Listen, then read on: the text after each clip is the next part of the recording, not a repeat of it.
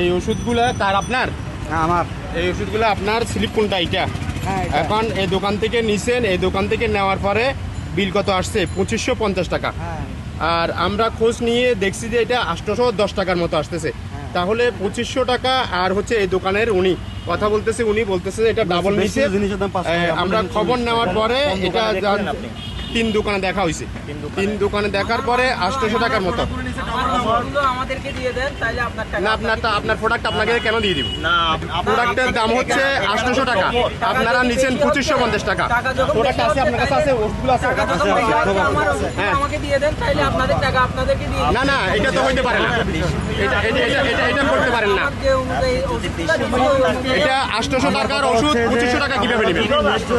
800 টাকার ওষুধ 2500 টাকা কিভাবে নেবেন? আপনাকে কেন দিয়ে দিবে?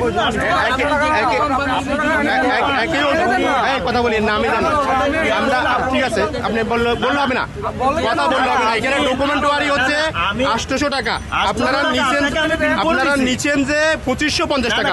এটা ঠিক না, এটা আমরা ইয়ে করবো।